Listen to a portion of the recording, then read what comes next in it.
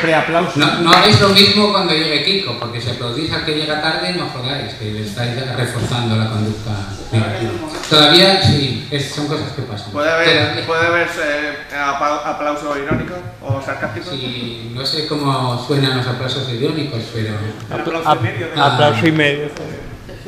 Pues vamos a Mira Aragón. cuando llegue Kiko, porque ha sido por un problema de logística, entonces se le puede perdonar, que es que él pensaba que le iban a dejar irse hasta la librería, cogerse la revista y enseñárosla, y pues lógicamente de la revista de Kiko ya está, ya que traiga la suya. Así que otra vez se da cuenta que cuando venga a presentar algo suyo, mejor si te lo llevas por si acaso. Ahí tenéis unos profesionales. Neil Gaiman, o sea, fijaros ya, hace 20 años en alguno de sus tebeos contaba que como, claro, cuando Neil Gaiman todavía no era Neil Gaiman, pues lo llevaban de gira de presentaciones de DC, para presentar allí el Salmon aquel y tal, a los pueblos más cutres de Estados Unidos, ¿no? Entonces, lo normal que le solía pasar en las librerías es que no había llegado su tebeo, a nadie le importaba un comino de aquel tebeo y estaban todos allí, no sé, oyendo Hello Kitty o lo que fuera, pero al tipo aquel, al inglés aquel, no le hacían ni puñetero caso. Grandes éxitos de más gente en la mesa, el librero y él, que en el público, bueno, cosas que nos han pasado a todos más o menos. Pero él aprendió que para esos casos en que el tebeo no había llegado, que era casi siempre y no sabía qué estaba haciendo allí, ya se lo llevaba a él de casa puesto. Hombre, eran grapas, es más fácil, ¿no?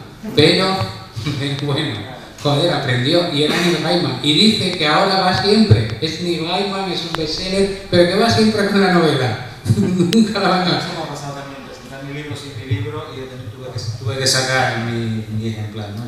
Eso es básico, ¿no? Y venderlo además. Entonces Kiko, que es el factotum del cómic gallego, y el tío que, como los que estuvierais en la charla con él otro día, veis que tiene la cabeza amueblada y que por eso tiene una escuela de hacer cómic montada, que lo flipáis si vais allí, es el sitio donde todos hubiéramos querido estudiar, por todo lo que allí hacen los profesores y las instalaciones y tal. Tiene una editorial que le va de puta madre y hace su obra, ¿no? Trabaja en 20 revistas y no sé qué. Luego sí está en esto muy... Pero hoy le hemos pillado, porque pensó que ahí a 2 metros era posible ir y hacerse con un ejemplar. Pero resulta que por motivos de seguridad y bla bla bla, del seguro, eso tiene que permanecer cerrado hasta que, porque todos suponen que si está abierto vamos a ir todos y robarnos los tebeos. Cosa bien supuesta, se ha dicho, porque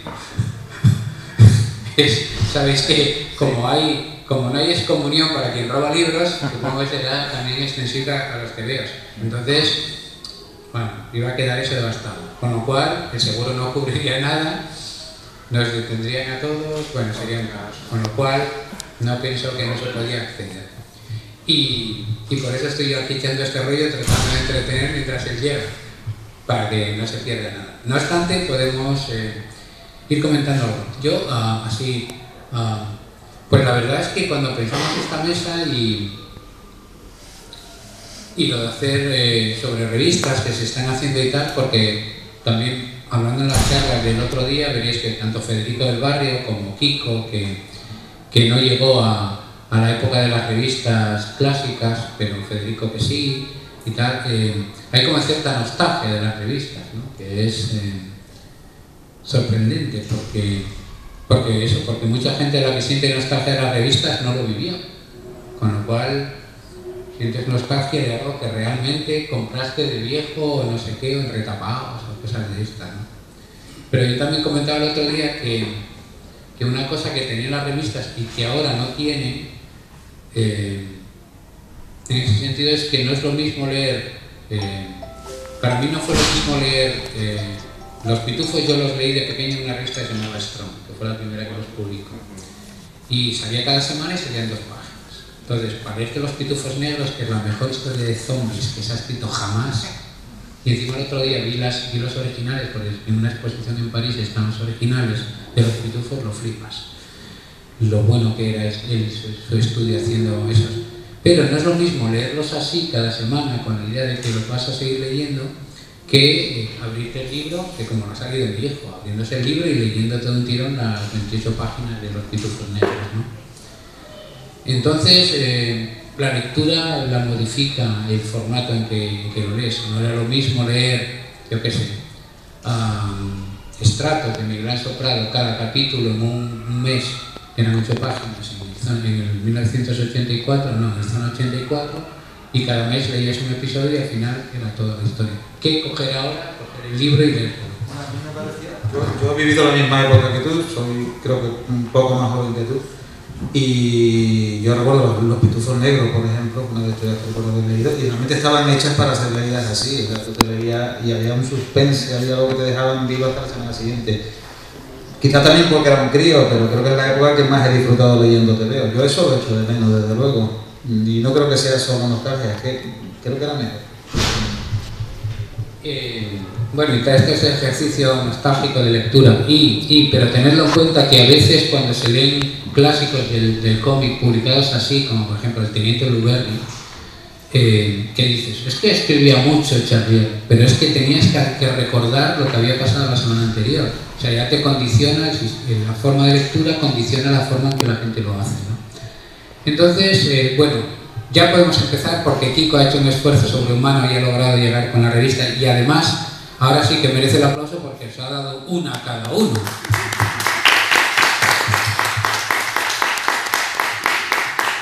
Así que en este caso sí que estas son las cosas que, claro, justifica la tardanza.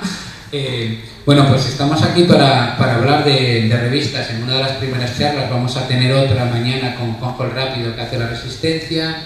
Vamos a volver a presentar esta con parte del resto de los creadores. Y bueno, ahora tenemos 3 que me parecen que pueden cumplir diferentes formas de hacer revistas hoy, ¿no? Yo lo que estaba diciendo, antes las revistas salían o semanal o mensual, primero salían semanal, luego empezaron a salir mensuales con más páginas y llevaba un ritmo de lectura, lo que se hacía. Y fundamentalmente una revista es algo que tiene páginas de continuará, o se va contando una historia a lo largo, y historias cortas, autoconclusivas, diríamos. Ahora es muy complicado porque ahora la periodicidad es muy loca. Tenemos una revista como la que hace Josito, de anual, con periodicidad cada año saca una, lo cual evidentemente condiciona el tipo de lectura. Si haces continuar aquí vas fastidiado, nadie va a recordar 4 o 5 páginas para el año siguiente. Luego condiciona una forma de hacer. Vosotros, y ahora no la presentas con el H, ¿qué periodicidad vais a tener? Esto lo hemos sacado sin saber si va a haber un siguiente número, de hecho no lleva ningún tipo de numeración, ha sido un poco, esto no sé qué es lo que se ha colado aquí, ha sido un poco un experimento, ¿no? De bueno, ver qué tal funciona, y todavía no tenemos muy claro qué va a pasar. Primero tenemos que vender para por lo menos pagar la tirada de la impresión, y luego es posible que haya, queremos que haya continuidad, tenemos bastantes ideas, pero es posible que sea con otro nombre. Esto lo concebimos un poco como, ya lo explicaré un poco, porque está concebido también como un proyecto unitario, es otro concepto de revista, ¿eh? Pero no se sabe si hay periodicidad, y luego está la revista de Kiko, ¿qué periodicidad, joder, con la palabra, va a tener? Bueno, la viñeta de Schrödinger está pensada para que salga cada 3 meses. De hecho, lo que hicimos fue primero, no queríamos hacer crowdfundings. Yo creo que las cosas o se hacen o no se hacen. Los crowdfundings al final, para una publicación periódica, es una trampa, porque lo que haces es engañarte a ti mismo diciendo que bueno, tengo dinero para hacer un número o 2, pero realmente no estás haciendo un plan de empresa. Yo llevo varios días aquí en un festival de cómic, hablas de empresa, pero es que, insisto, si esto no se hace desde un punto de vista empresarial, si no se hace desde un punto de vista económico, pues nunca llegará a ser una publicación de carácter profesional. Será una publicación de carácter pues amateur o un fanzine bien impreso. Un fanzine de toda la vida, pero si si queremos que los colaboradores cobren, que la periodicidad sea constante y exacta, lo primero que tienes que hacer es un plan de viabilidad. Esta publicación, para que fuera trimestral, lo primero que necesitábamos era que nos aseguraran la financiación de como mínimo un año. Lo que hice fue presentarle el proyecto a la Asociación por la Normalización Lingüística de Galicia, que es la MESA, que es una asociación sin ánimo de lucro que mantiene la gente, los socios, y les planteé un plan de viabilidad para hacer una publicación destinada a un campo que ellos estaban muy interesados en cubrir, que era los adolescentes. Tenían algo para que la gente joven leyera en gallego. Y bueno, lo que hice fue presentarles un plan económico de costes, de inversión por su parte y de posibles ayudas que podíamos tener, pues que anunciantes, que ahora en este número tenemos 2, pero ya hay más apalabrados, y también una estrategia para conseguir suscriptores. Esto se anunció el 17 de mayo, que es el Día de las Letras Gallegas, y lo anunciamos con una página web en la que pedíamos que la gente se suscribiera a un año, y que si conseguíamos 300 suscriptores, pues asegurábamos ya que la revista iba a durar no 4 números, sino 8. Estamos 220 tenemos ahora mismo, acaba de salir la revista, con lo cual conseguimos 220 suscriptores sin revista. Esa fue la estrategia. Nosotros pagamos 90 € la página, son 30 y pico páginas de cómic, más luego unas entrevistas, más portada, con lo cual a nivel de imprenta no es muy caro, pero a nivel de producción sí. Pero yo creo que las cuentas hay que hacerlas así. O sea, yo llevo muchos años haciendo fanzines, haciendo revistas, y creo que la única manera que tenemos de que los autores realmente podamos hacer nuestro trabajo dignamente es metiendo, lo primero, el coste de los autores en las cuentas. Porque al final, si nos fijamos, siempre cobran los mismos. El impresor cobra sí o sí. El tío que te vende el papel cobra sí o sí. La persona que maqueta muchas veces cobra también. La persona que lo vende en la librería, el distribuidor, etcétera, cobra. Y el que no cobra es el que realmente da el contenido, ¿no? Entonces es bastante delirante. Y yo creo que hay productos que podrían funcionar si se hiciera eso. Si se hicieran estas cuentas, que no cuesta tanto, y se hicieran unas cuentas realistas, unas cuentas diciendo, bueno, si la revista tiene menos páginas, porque lógicamente esta revista puede tener más páginas, con el dinero que nos daba la mesa podríamos hacer un tochazo a costa de que los autores no cobraran. Esta revista tiene este número de páginas porque sus autores cobran, y esa es la gran diferencia. O sea, al final lo que tenemos que pensar es qué es lo que queremos dentro de nuestro sector. ¿Voluntarismo puro y duro o queremos que realmente nuestro trabajo se reconozca? Pues los primeros que tenemos que reconocérnoslo somos nosotros, los que hacemos las revistas. A largo plazo lo que consigues es que la gente esté más contenta, la gente que colabora, la gente que lee también está más contenta porque ve que el producto interior está hecho con más tiempo, no igual con más cariño, porque no dudo de que en un fanzine o en una publicación en la que no cobras no lo hagas con cariño y con pasión, pero lo haces una vez, 2, no 3, 4, 5, 6, 7. Llega un momento en que te cansas porque tienes que pagar facturas, porque tienes que vivir de esto y porque las cosas por amor al arte las puedes hacer un par de veces. Si quieres que el producto tenga calidad y continúen los autores y que haya autores de primera línea, lo primero que tienes que pensar es que esos autores tienen que recibir algo a cambio del esfuerzo que tú le estás pidiendo. Lógicamente, también hay una cosa muy clara, que esto se funciona bajo contrato, y un contrato en el que no se pide exclusividad. Los autores solamente van a cobrar pues esos 90 € por publicar aquí, y los derechos son suyos. Es decir, que si el día de mañana es el libro que salga de esa revista, lo quieren recopilar o vender a una editorial, no tienen que darnos nada ni tienen que pedirnos permiso porque pertenece a sus autónomos. Cuando nos conviene y cuando no nos conviene. Porque en el fondo lo que estamos dando es ejemplo. ¿Se pueden hacer las cosas de manera distinta? Sí, se pueden hacer. ¿Cuesta más? No, no cuesta más hacerlas. Si tú quieres que la gente esté contenta, ofréceles lo que tú como autor desearías que te ofrecieran a ti también. Bueno, básicamente la revista tiene esa periodicidad también porque a nivel de producción sé que los autores no pueden hacerlo más rápido.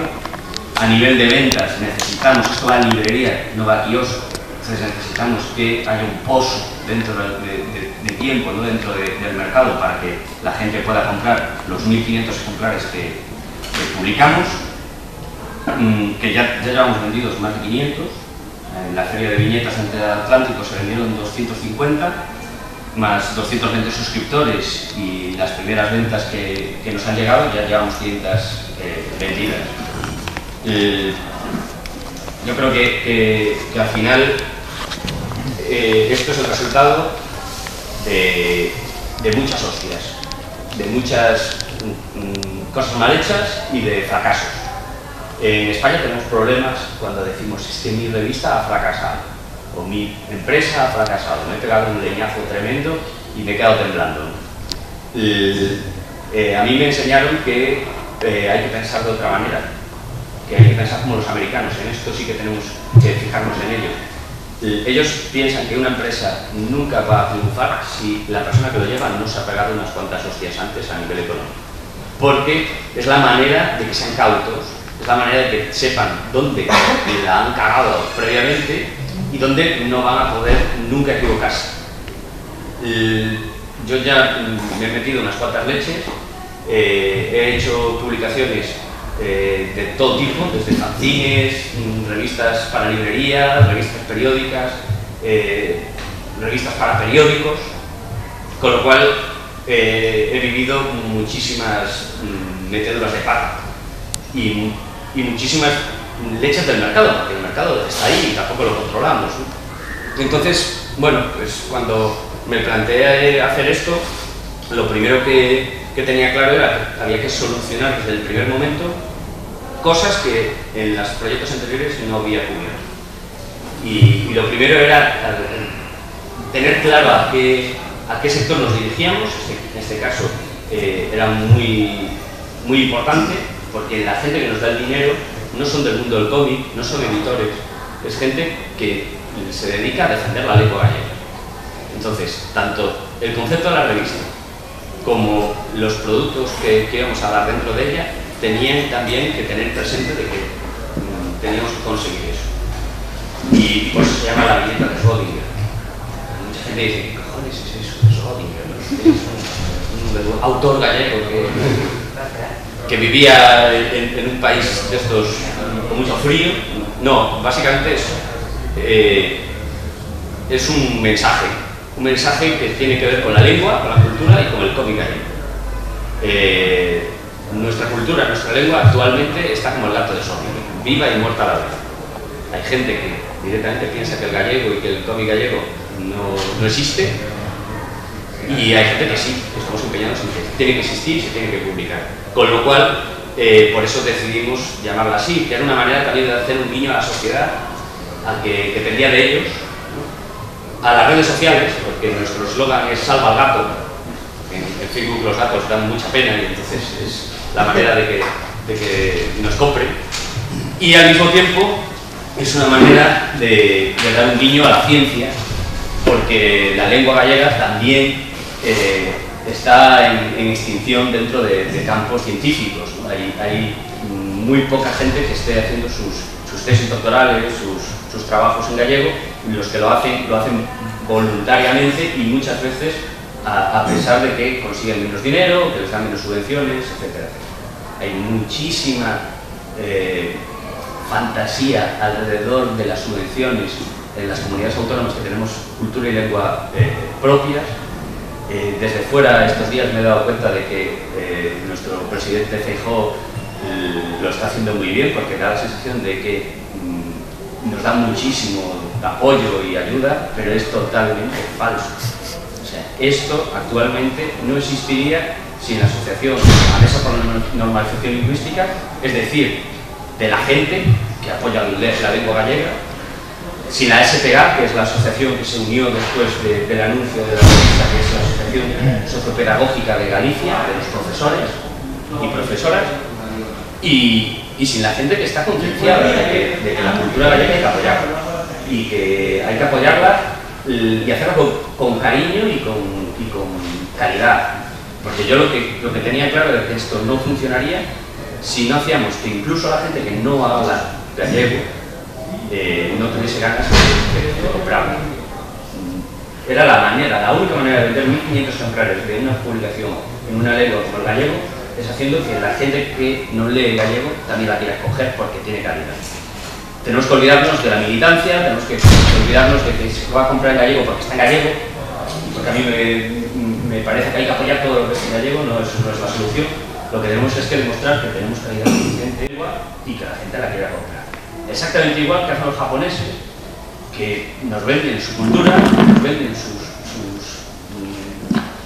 fricadas y nos lo hacen en su lengua. Y mucha gente acaba aprendiendo japonés, comprándose las cosas en japonés, yendo a Japón, etcétera, etcétera. Es una manera de invasión. Yo esto se lo expliqué a la gente de la mesa cuando les propuse el proyecto. Les dije, tenemos que invadirlos desde el punto de vista cultural. Tenemos la comida, tenemos el paisaje, lo que nos falta es decirles, hola, señores, tenemos también cultura y vengan a ser otakus gallegos. Bueno, Fritz, tú desde el otro extremo de la península, sí, no, sabemos lo que es eso, no te creas que si quieres traer a alguien de Huelva te resulta más caro que traerlo de Moscú, te voy a decir yo lo que, si sabemos aquí que estamos en el culo del mundo, lo que es. Bueno, tú también, desde otro punto, estáis haciendo otro proyecto, cuéntanoslo, bueno, ya tenéis el churro, ¿no? Pero el H, cuéntanos cómo surge, un poco lo que ha hecho Kiko. Lo primero es que yo vengo aquí en representación de un colectivo, que aquí tenemos a dos personas sentadas también, Miranda Puerto y Marc Jules. Sí, vamos, yo que, sobre todo Mar, no quiero que se escape y quiero que hable. Entonces me ha tocado a mí porque, bueno, fui el contacto aquí con la organización, pero podía haber sido cualquiera de nosotros, ¿no? Era una cosa como autores. Exactamente. La tesis de que los autores son los que realmente mueven la cosa. Claro. Entonces, bueno, nosotros, yo quería empezar por poner antecedentes, porque no sé si todo el mundo aquí conoce la revista El Churro Ilustrado. Esto empezó con El Churro Ilustrado, que era una revista satírica de la que sacamos 5 números hace 3 años, con Panini. Era un proyecto anterior que teníamos desde hace algún tiempo y que, bueno, la idea era hacer una revista satírica que se diferenciase un poco de la que en el mercado del Jueves, básicamente está El Jueves y Mongolia, un poco más. La diferencia esencial es que, bueno, el espíritu era un poco hacer una revista que recordase las que había hace 40 años, revistas como Por Favor, como Hermano Lobo, que combinaban texto, imagen, y hay cómics, pero sobre todo de viñetas de humor y texto, ¿no? Y bueno, la revista duró lo que duran estas cosas cuando no se promocionan adecuadamente, cuando no, en fin, por la razón que sea, no encajan, ¿no? La revista duró 5 números y a nosotros nos quedaron ganas de hacer más, ¿no? Como somos un colectivo, desde que dejó de salir hemos estado estudiando fórmula, buscando maneras de volver a sacarla. Hasta ahora no se ha podido, pero bueno, es posible que muy pronto tengáis alguna noticia, ¿no? No quiero adelantarme demasiado. Pero bueno, nos quedaban ahí unos ahorrillos y decidimos invertirlos en hacer algo. De hecho fue Marc el que me llamó un día y me dice, oye, ¿por qué no hacemos algo y tal, ¿no? Yo no sé si esto es una revista o un fanzine. Creo que tiene calidad profesional de una revista, pero en el fondo es un fanzine porque esto se ha hecho sin ánimo de... Bueno, ánimo de lucro tenemos todo el mundo, pero las posibilidades reales son las que son, ¿no? Entonces, bueno, La ventaja de hacer esto de día así, bien editado en colores, es que los costes de impresión han bajado mucho y se puede hacer una tirada pequeñita con poco dinero. Luego el tema de cobrar a los autores, que realmente, como el mismo Churro pasaba, lo que realmente dificultaba la edición es la producción y el hecho de que los autores cobraban, ¿no? Aquí cobraban los autores 70 euros por página y no es mucho, pero vamos, eso fue muy estricto que todo el mundo debía de cobrar. Aquí lo que hemos planteado más bien una cosa de amiguetes, varios amiguetes a los que no me importaba decirle, mira, si tienes ganas, haces 4 páginas y sacamos esto adelante, con la posibilidad de que, bueno, si esto al final diese beneficio, pues se repartirían. Yo sé lo que es eso, porque yo he colaborado en alguna otra revista donde se me ha dicho eso, y bueno, yo colaboré en una, no voy a decir el nombre, donde me pidieron una historieta, al final por falta de tiempo solo hice una página, y al cabo de unos 3 meses me vino la primera liquidación y del reparto me tocaban 10 céntimos. O sea que realmente eso de repartir beneficios... Era andaluza, pero podía pasar en otra parte también. Entonces, bueno, la hemos hecho un poco por quitarnos el gusanillo. Yo mismo, además, desde que cerró el Churro no había publicado absolutamente nada en papel y tenía ganas de sacar algo. Y bueno, pues por estrenarnos un poco como autoeditores. Yo personalmente ya había sido autoeditor durante muchos años porque yo saqué un fanzine que se llamaba Radio Etiopía durante 15 años. Y bueno, en este sentido era como volver un poco a los orígenes. Pero queríamos hacer algo, como no sabíamos tampoco si esto iba a dar para poder hacer más números, digo, no tenemos presupuesto, no tenemos dinero, pues digo, vamos a hacer algo, decidimos hacer algo que tuviese cierta unidad.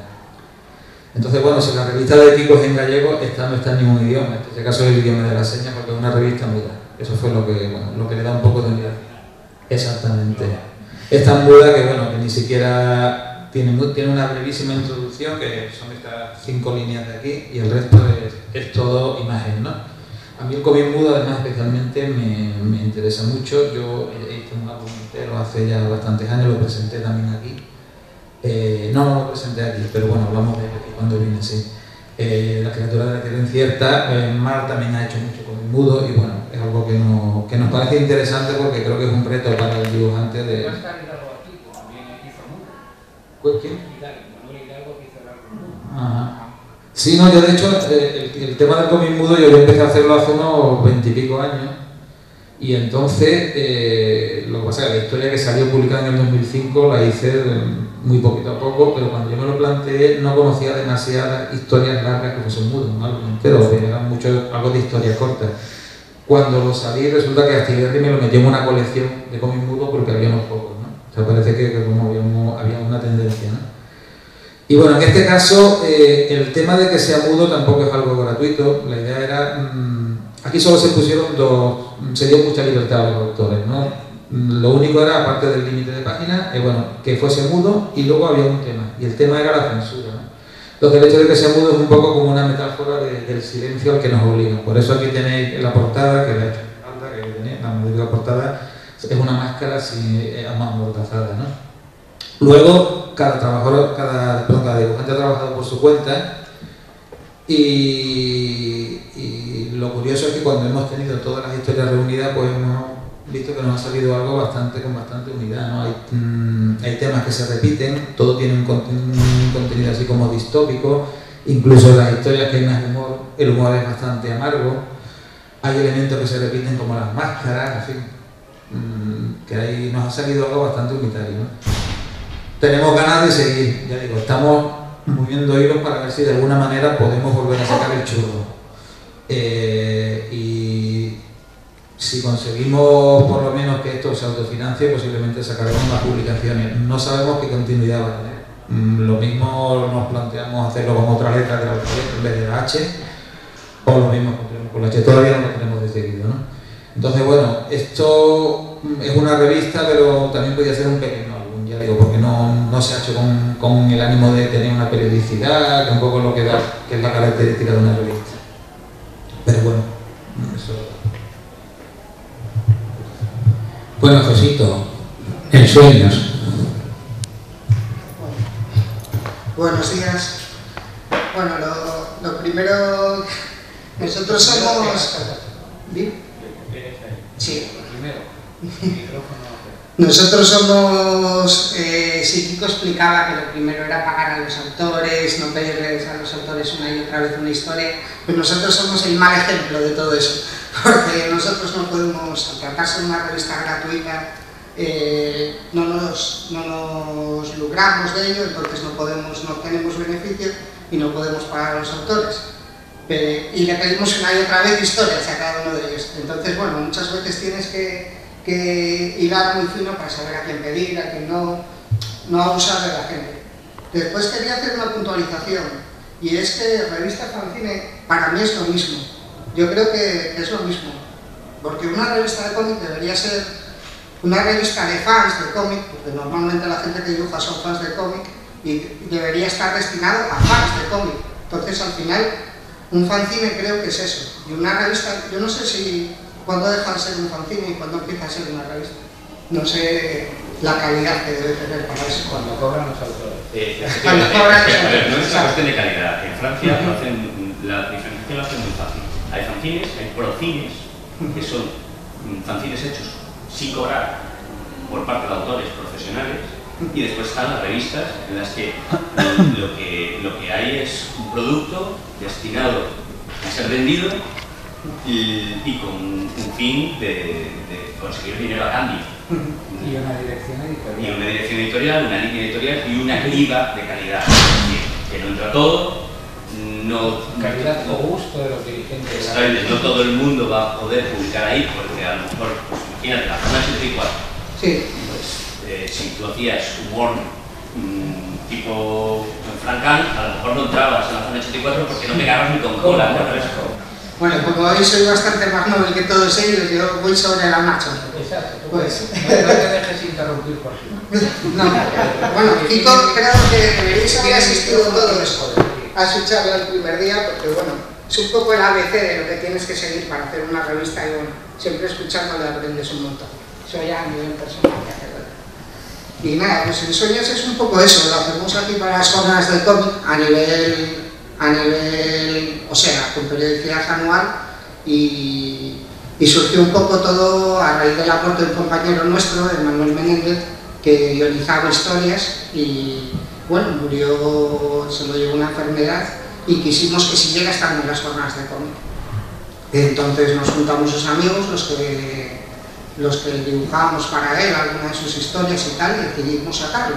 El primer año salió bastante bien, y bueno, decidimos continuar poco a poco, financiándolo un poco con publicidad, poniendo dinero en nuestro bolsillo también, y bueno, llegó un momento que en el número 3 realizamos un crowdfunding. Siempre la dificultad un poco fue la financiación, como en toda revista, me imagino.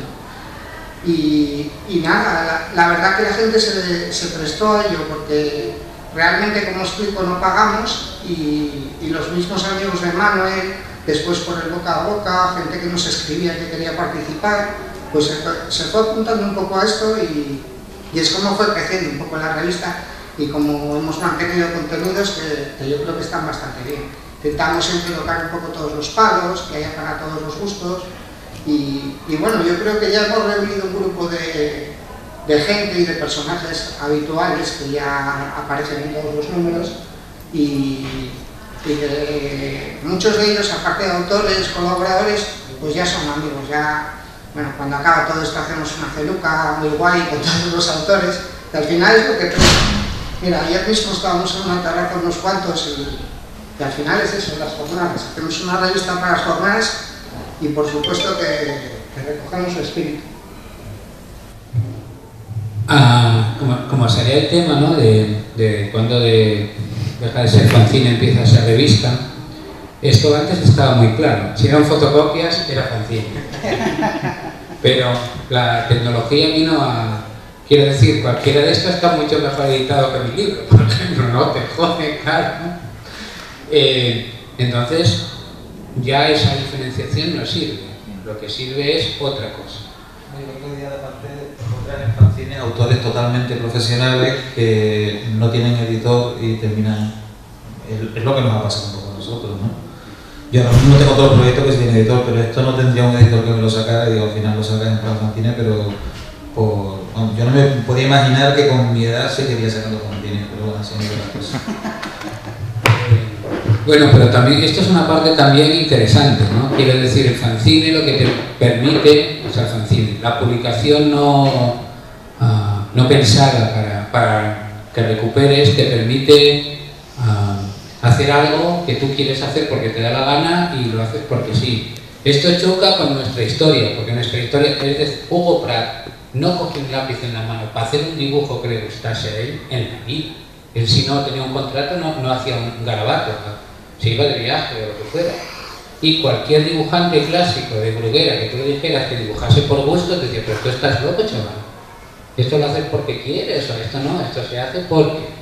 Y nosotros somos una generación, la mía, que es anterior, la nuestra casi, que es anterior a la de Kiko y a los chavales que andan por aquí, fueron los primeros que decían, queremos usar este lenguaje para contar historias nuestras. ¿Cómo que historias? Te decían ellos, aquí se cuenta un personaje, que ya, si te lo inventaste tú, estupendo, pero Vázquez dibujó Anacletos, los que dibujó, el resto de los que vienen en álbum se lo dibujaron otros, porque el personaje ni era suyo, es decir, tú hacías un Anacleto, pero llegó una generación que quería contar sus historias, y el fanzine te lo permite.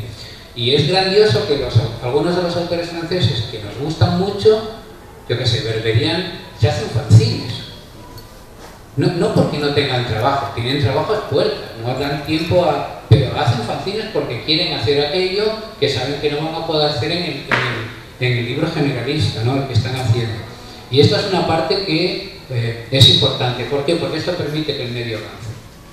Es decir, lo que haces aquí puede ser que sea lo que va a aparecer dentro de 5 años como la gran cosa. Y lo comentábamos con Ángel el otro día. Están haciendo una super serie en Netflix de un fanzine que era rapado, ¿no? Entonces, eso permite que avance, cosa que a lo mejor el mainstream no permite que avance.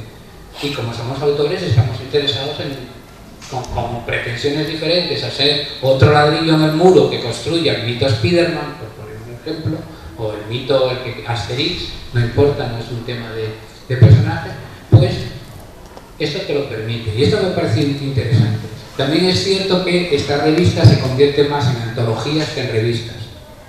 Porque si miras un Zona 84, un CIMO, y luego miras las revistas que normalmente hacemos, no es físicamente la diferencia exacta, sino es que falta una redacción, un jefe de redacción que diga esto sí, esto no. Aquí normalmente tienes que coger lo que te mandan, ¿no? Esa es una diferencia. Que Kiko probablemente ha evitado, porque como ha cogido a profesionales o nuevos profesionales... Nosotros en ese caso sí que, en ese sentido sí hemos sido muy profesionales porque, bueno, aquí se ha dado libertad absoluta a los dibujantes, pero siempre dentro de unas pautas y luego se ha elegido.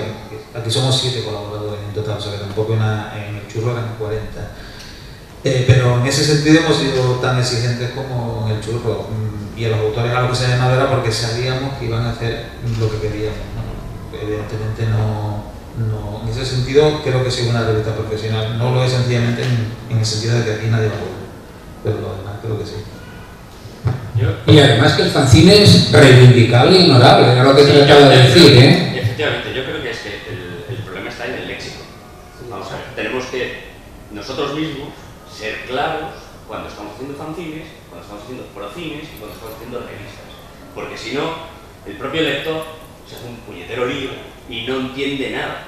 Porque estamos hablando de cosas que nos interesan a nosotros. Entonces esto sería un procine. Eso es un procine. ¿Por qué? Bueno, pues porque está hecho desde un punto de vista. Y esto es un semi-procine. Sí, sí.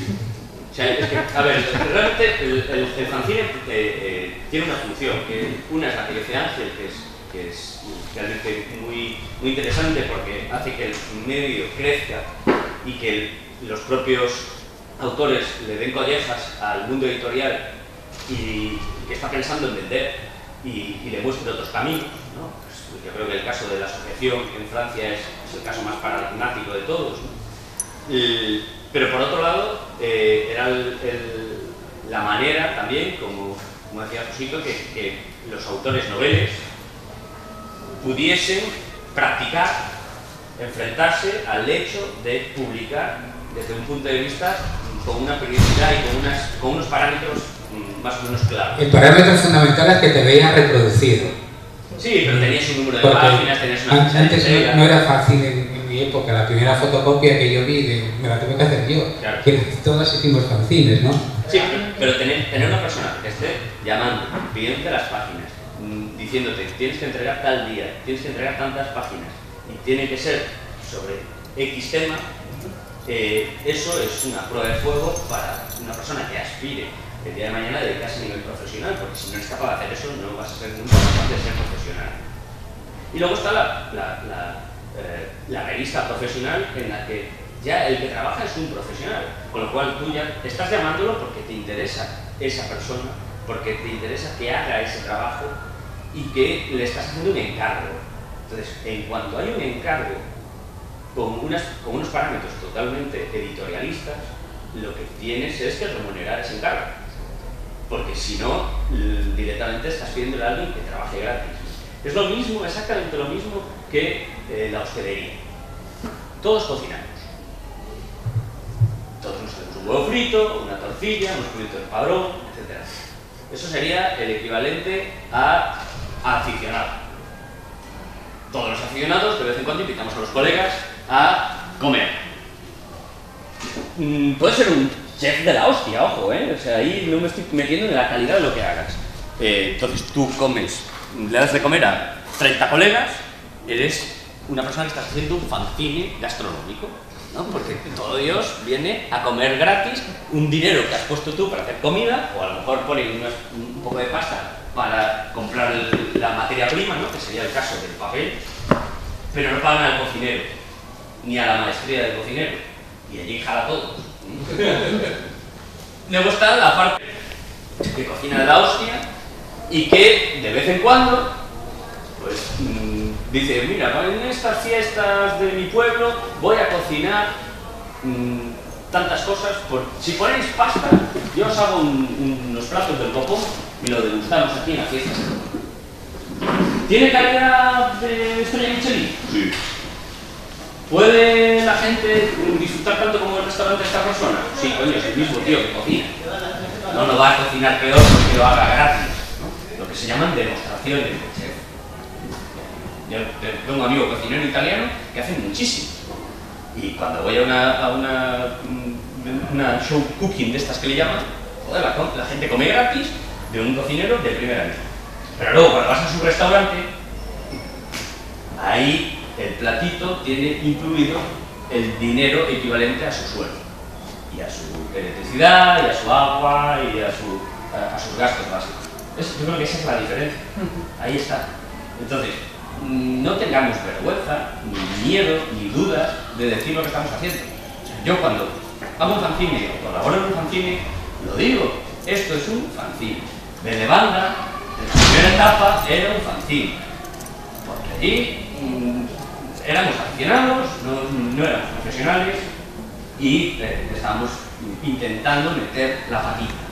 Luego se convirtió, la segunda etapa fue procine. ¿Por qué? Ya se maquetaba guay, se seleccionaba a la gente, muchos ya éramos profesionales, habíamos publicado ya muchas cosas, etc. Seguíamos sin cobrar. Y la tercera etapa, después del premio Salón del Código de Barcelona, se hizo una revista, en la que la gente cobraba, en la que hubo una selección, en la que ya no era una publicación en la que uno mandaba lo que quería, sino que tenías que dirigirte a un público concreto y tenías que mostrar primero el proyecto, ¿no? que querías venderle a ese editor, ¿no? Y eso es básicamente los dos peldaños que hay, sin más. La calidad, pues hay revistas que tienen una calidad ínfima, a pesar de que se paga, y hay fanzines que son 3.000 veces mejores por revista. No tiene nada que ver la calidad con cómo se le llama.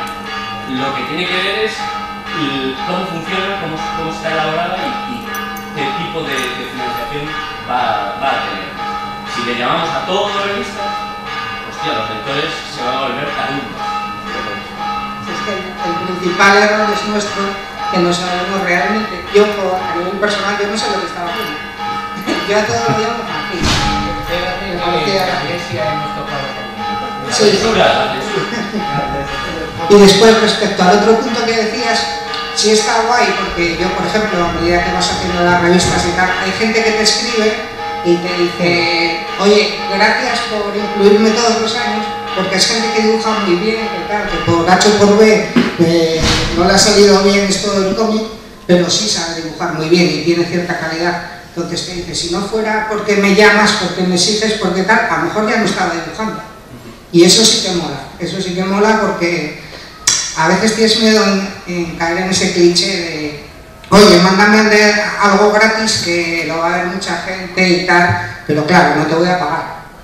Y por eso lo que decías de pedir una y otra vez al mismo autor y tal, y de verdad que se agradece que esta gente te escriba y te diga eso, porque bueno, sabes que vas por el buen camino, que no estás saliéndote mucho del río en cuanto, del cauce del río en cuanto a pedir cosas. Así es importante para los actores. Evidentemente, pero eso deberían aprenderlo también los editores responsables. Probablemente la diferencia del mundo en que las revistas eran el cómic, ahora que son los libros, el cómic, sea que en aquel momento sí estábamos dentro de la cultura popular, porque en 1984 tiraba 40.000 ejemplares. 40.000 ejemplares cada mes. Eso significaba medio millón al año. Entonces, solamente esa, con 2 lectores que tuviera, era 1 millón de lectores. Estabas en el mundo de la cultura popular, de alguna manera. Ya era la televisión en aquel momento la cultura popular, no el cómic, pero tenías acceso a un montón de gente que te veía cada mes o cada semana cuando eran semanales. Esa es la diferencia básica. Ya no estamos en la cultura popular, porque ahora, yo qué sé, supongo que el cómic que más tira 6.000 ejemplares, 7.000, no sé. Pero eso no es. Y además tienen que comprarte a ti. En la revista no te compraban a ti, compran la revista. Eso quiere decir que dentro de la revista hay un montón de autores. Evidentemente, compraban el 84 por Corben, pero bueno, ahí estábamos nosotros, con lo cual te podían conocer. Pero un libro tienen que comprar ese libro, que pone un nombre y un autor. Y tú te pones a pegarte con ni siquiera un cómic con un autor, te pones a pegarte con un personaje que lleva 50 años en los kioscos, ya tiene la publicidad hecha. Esa es la diferencia. Si es en los kioscos, en las librerías te pones a pegarte con todos los tochos de Marvel, Planeta, todas las editoriales, Norma, no sé qué, y es muy diferente. Es decir, no te están ayudando a ti a conocerte. Nadie va a coger tu libro porque se ha cogido el de al lado, el de Bendis. Entonces ha cambiado todo. Entonces, la revista, y esto no son revistas que tienen 40.000 ejemplares, lo que quiere decir que tampoco están ya en el mundo de la cultura de masas o la cultura popular. Están ya en el mundo todavía más restringido, porque va a tener muchos problemas en llegar a la librería. Imagínate. Pero bueno, al menos existía la oportunidad que te viesen. Claro, es en Mongolia la influencia que tiene es que son 40.000 pósters puestos en los kioscos de toda España. Cuando dicen hija de puta infanta, joder, 40.000 carteles de eso en toda España. En realidad, ¿qué importa si lo que diga ahí adentro o no? Pero está llegando a todas partes. Nosotros no llegamos a todas partes. Entonces, iniciativas para retomar ese tipo de publicación como la de Kiko a mí me parece importante, apoyándote en lo que sea. Pero yo creo que tenemos que tener claro que cultura popular no es, porque si tienes que vender 1.500, estás compitiendo, realmente es una antología, ¿no? Efectivamente, no es cultura, no se le puede llamar ya cultura popular a esto, porque la cultura popular es Internet. Pero ojo, yo tampoco creo que el futuro sea Internet para eso, porque Internet tiene una gran problemática, que es tan democráticamente libre y tan fácil publicar allí, que lo que tienes es ruido. Es como si escucharas 80 millones de grupos de música tocando al mismo tiempo.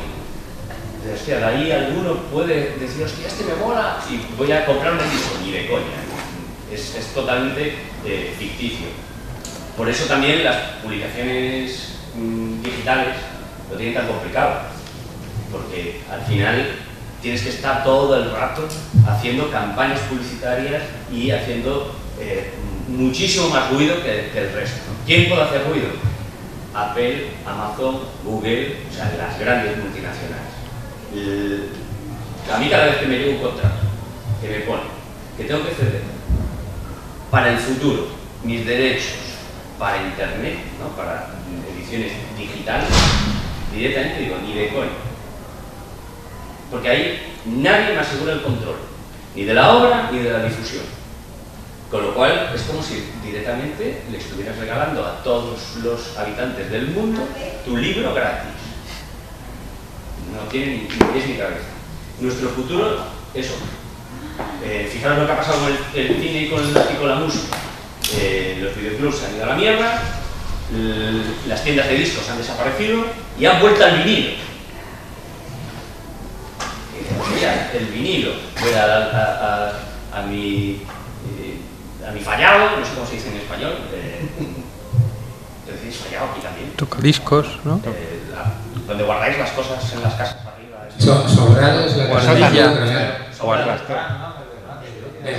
es la palabra moderna. La traducción al castellano. El sótano.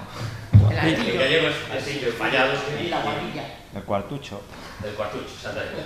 Bueno, vas allí, desempolvas tus cosas de cuando eras niño de los 70 y te vuelves a comprar cosas que estaban muertas, ¿no? Que ya no se fabricaban. Yo ahora estoy viendo...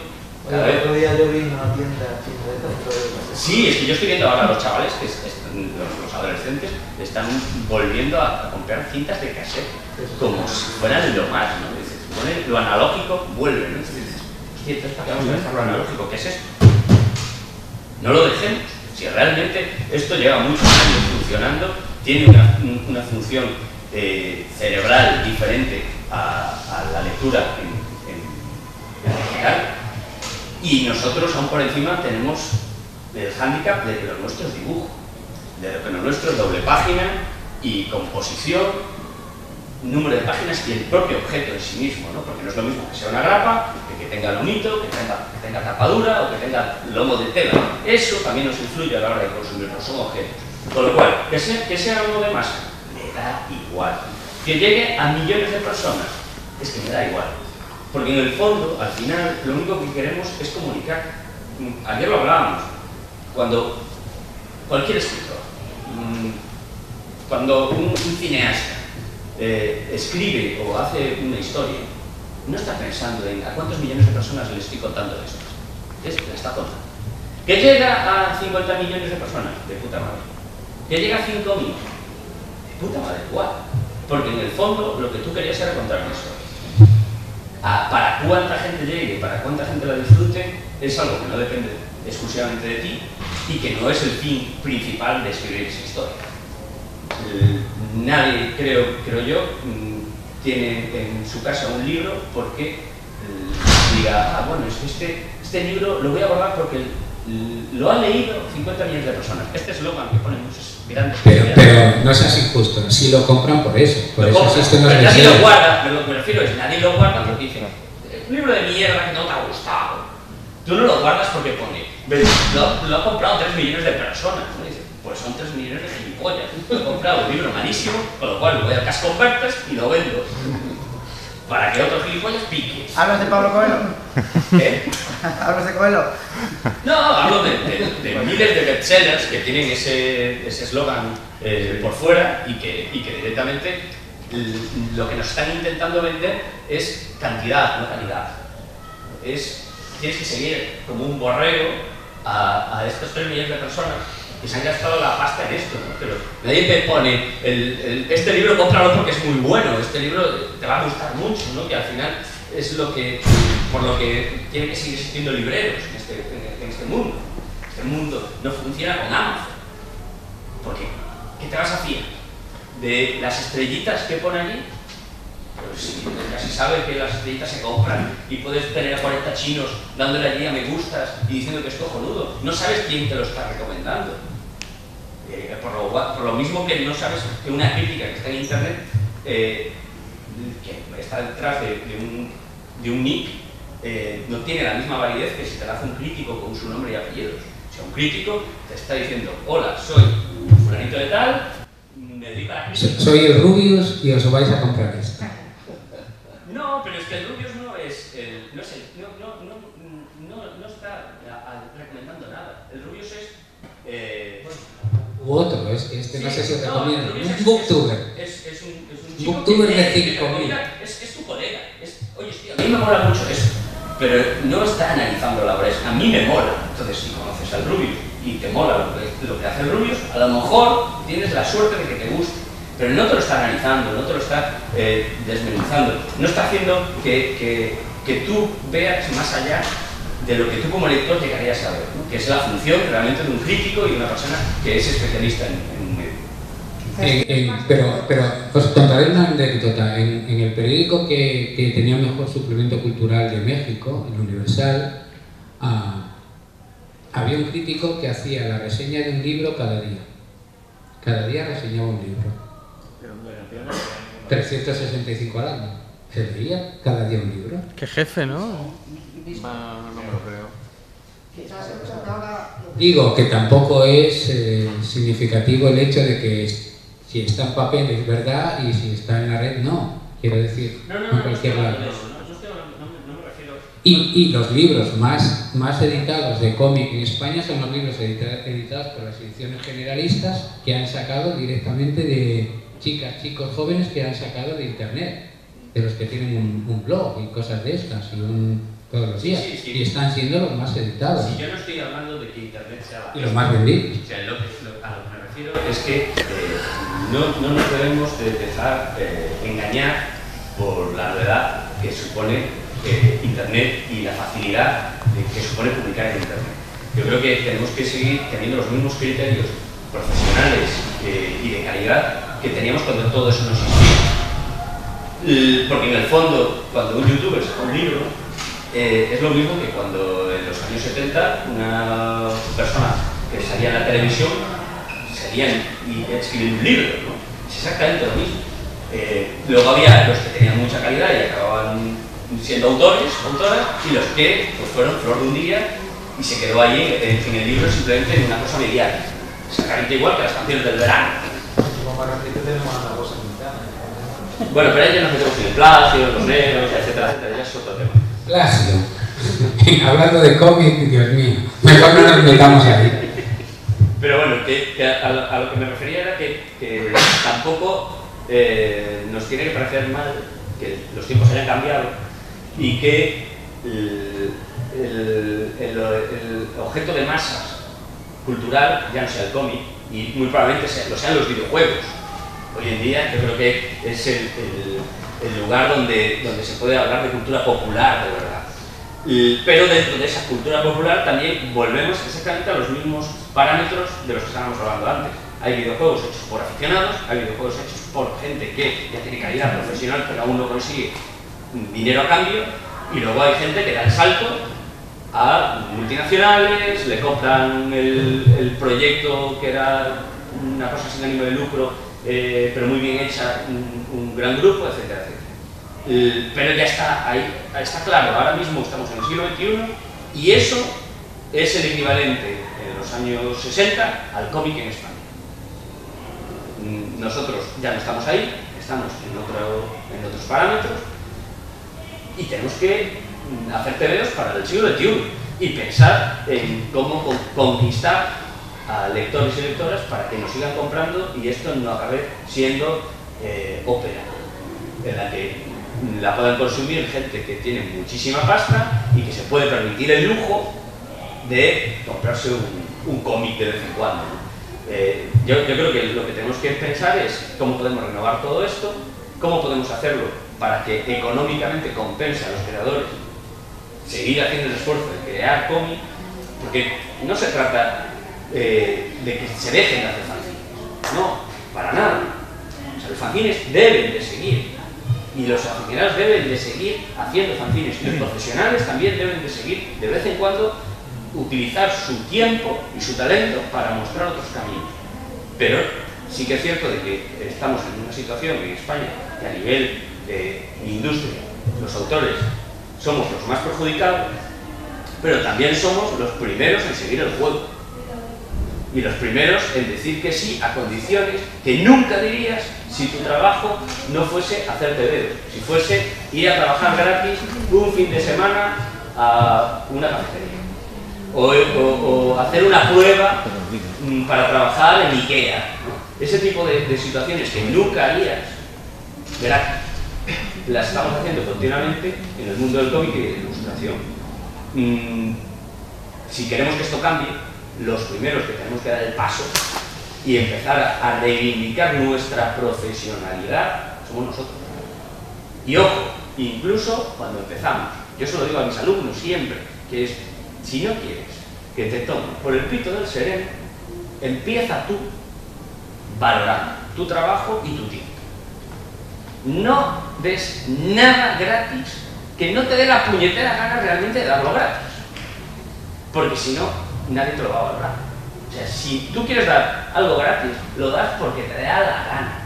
No porque es que estás en la obligación de hacerlo, porque daos cuenta de que lo que nos sucede muchas veces es que el lector, que no entiende cómo funciona el mercado, que no sabe cuánto cobramos de cada cómic vendido, piensa que nosotros estamos mega forrados y como estamos forrados tenemos la obligación de hacer cosas a cambio de nada.